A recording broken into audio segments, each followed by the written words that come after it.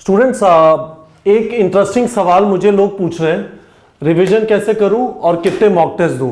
किसी का मेरे पास फोन आया और उसने कहा कि सर मेरा प्लान है अगले बचे हुए जो हमारे 56 दिन के आसपास है इसमें मैं 100 टेस्ट दूंगी। ठीक है, मैंने सोचा कि इसके ऊपर एक प्रॉपर वीडियो बना देते हैं। आपको बिल्कुल एंड तक ये वीडियो देखना है, आपको समझ में आ जाएगा, इन दो सवालों का जवाब मिल जाएगा कि रिवीजन कैसे करूं और कितने मॉक टेस्ट दूं। मैंने यहाँ पे टेबल बना दिया, 14 मार्च जो है वहां से लेके 4 मई तक की, 5 मई को आपका एग्जाम है। होपफुली आप सब लोग का एग्जाम अच्छा होगा और आप बहुत खुश बाहर आएंगे वहां से, है ना। तो ये आपका एग्जाम है 5 मई को। अब देखिए क्या है, यदि आप हमारी टेस्ट सीरीज को फॉलो कर रहे हैं तो एक टेस्ट 20 मार्च को है, एक 27 मार्च को है, एक 5 अप्रैल को है और उसके बाद फ्रीक्वेंसी बढ़ जाएगी 12 अप्रैल, 19 अप्रैल, अभी 7-7 दिन चल रही है, फिर 4-4 दिन हो जाएगी, है ना। और फिर ये देखिए काफी सारे टेस्ट हैं।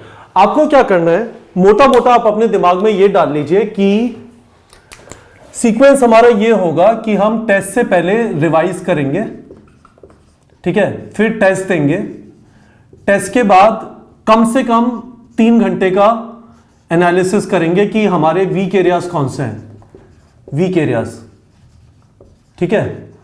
उनके फिर आपके पास वीडियोस हैं तो आप उनके वीडियोस देखेंगे या फिर आप उनके नोट्स रिवाइज करेंगे और इसके कुछ प्रैक्टिस सम क्वेश्चंस, ठीक है।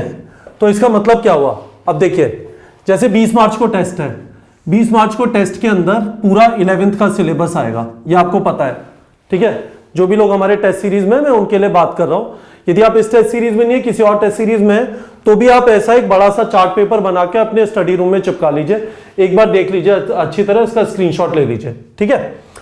तो आप क्या करेंगे, अब ये जो टेस्ट है ना, आपका सारा रिवीजन यहां पे जो होना है, ठीक है, वो इस टेस्ट के अराउंड बन गया। आपको 11वीं की सारी चीजें रिवाइज करनी है, आपको 11वीं की सारी चीजें रिवाइज करनी है। हमारा रिवीजन कैसे होगा, हम सॉल्व एग्जांपल देखेंगे और हम सारे फॉर्मूले रिवाइज करेंगे, ठीक है। ये हमारा रिवीजन हो गया। अब इसके बाद हमने टेस्ट दिया, ठीक है।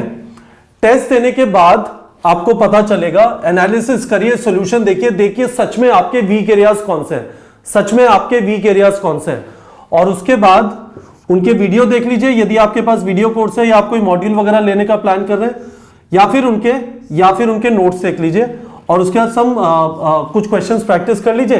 ये सीक्वेंस वापस चालू हो गया, है ना। आप यदि हर रोज 2-2 टेस्ट दे रहे हैं तो ये वाला पार्ट आप नहीं कर पाएंगे, और मैं इसलिए स्ट्रांगली रेकमेंड कर रहा हूं, यहां पे आपको दिखाई दे रहे हैं 1 2 3 4 5 6 7 8 टेस्ट दिखाई दे रहे हैं। आप 15 दे लीजिए, फर्क नहीं पड़ता। यदि आपको लगता है नहीं इतने टाइम नहीं, मुझे एक टेस्ट यहां पे भी देना है, एक यहां पे भी देना है, एक यहां पे भी देना है, एक यहां पे भी देना है, कोई प्रॉब्लम नहीं है। पर आप 100 टेस्ट के बारे में मत सोचिए, आप 50 टेस्ट के बारे में, 40 टेस्ट के बारे में मत सोचिए।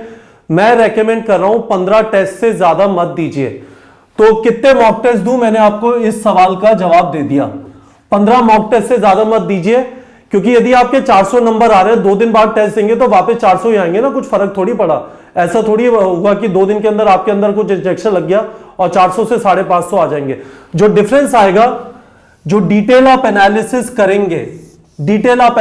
करेंगे, उससे जो आपको वीक एरियाज मिलेंगे उसको फिर अच्छी तरह पढ़ेंगे और उसके कुछ क्वेश्चन प्रैक्टिस करेंगे तो आपके मार्क्स इंप्रूव होंगे। तो यहां पे यदि आपके 440 450 टाइप आ रहे हैं, आप ये वीक एरियाज आइडेंटिफाई कर करके यहां तक, ये लास्ट टेस्ट या कम से कम यहां तक आपको 550 पे पहुंचना है, ठीक है। यहां पे जो नंबर आ रहा है वो थोड़ा असलियत के पास में है, यहां पे जो नंबर आ रहा है वो असलियत के पास में नहीं है, क्योंकि अभी भी आप 500 घंटे की पढ़ाई कर सकते हैं। मैं आपसे स्ट्रांगली रेकमेंड कर रहा हूं 500 घंटे टेस्ट नहीं देना है, कुछ भी फायदा नहीं होगा। ज्यादा से ज्यादा 15 टेस्ट, हम तो एक्चुअली आपसे 8 ही टेस्ट लिखवा रहे हैं, ठीक है, क्योंकि हमें लगता है इतना सफिशिएंट है। आपको लगता है ज्यादा देना है, कुछ फर्क नहीं पड़ता, पर टेस्ट देने की वजह से ये नहीं होना चाहिए कि आप रिवीजन का टाइम नहीं निकाले, बस टेस्ट दिए जाए, डिप्रेशन बैठ जाएगा आपको। तो ये चीज होपफुली बच्चों आपको क्लियर हो गई होगी। ये बहुत ज्यादा जरूरी है कि आप ये वाला पार्ट, ठीक है, ये जो खाली दिन है, ये जो खाली दिन मैंने बनाए हुए हैं, इनमें आप अपने हिसाब से लिख लीजिए जो भी आपको वीक एरियाज दिखाई दे रहे हैं। यदि आपका सिलेबस कंप्लीट नहीं हुआ तो दिन को आधे आधे वाले पार्ट में बांट लीजिए।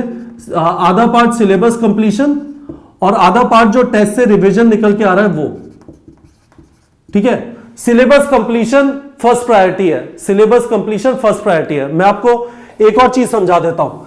जब आप अपना रिवीजन का टाइम बांट रहे हैं, जब आप अपना रिवीजन का टाइम बांट रहे हैं, तो मैं आपको स्ट्रांगली रेकमेंड करूंगा, मैंने आपको पहले बताया था, bio physics, bio inorganic, organic, ठीक है, 120 क्वेश्चन, इसको कम से कम अपना रिवीजन का 70% टाइम दीजिए और 30% टाइम आप दीजिए फिजिकल केमिस्ट्री और फिजिक्स को। ठीक है, और जब आपके यहां पे नंबर 120 यानी 480, ठीक है, 120 यानी 480, मैंने आपको क्या कहा था, कम से कम 300 बायो में, ठीक है, कम से कम 300 बायो में और 45 इनऑर्गेनिक, 45 ऑर्गेनिक में। जब आपके 390 नंबर कंसिस्टेंटली आना चालू हो जाए, रेगुलरली टेस्ट में आना चालू हो जाए, तब आप ये कर सकते हैं कि इस 30% को बढ़ा दीजिए।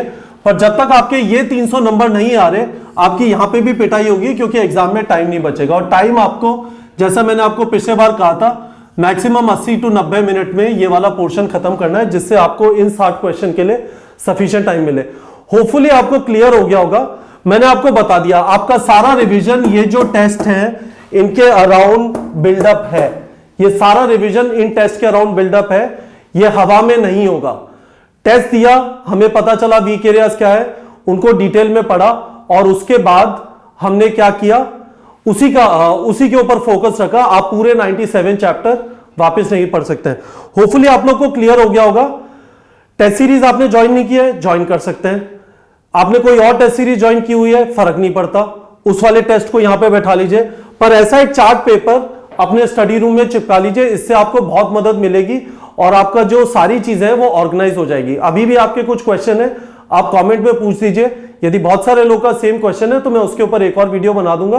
बट परेशान नहीं होना है, बहुत दिमाग लगा के अपने टाइम को यूटिलाइज करना है। ये टाइम बहुत ज्यादा इंपॉर्टेंट है, बेमतलब के हवा में नहीं जाना है। मैं 100 टेस्ट दूंगा, मैं 7 बार रिविजन करूंगा, ख्याली पुलाव मत पकाइए, जमीन पर रहिए। बहुत ज्यादा टाइम बचा है, तमीज से पढ़ेंगे, स्मार्टली पढ़ेंगे। आपका जितने भी मार्क्स अभी आ रहे हैं उससे 100 से 150 नंबर का अभी भी इंप्रूवमेंट हो सकता है। ठीक है बच्चों।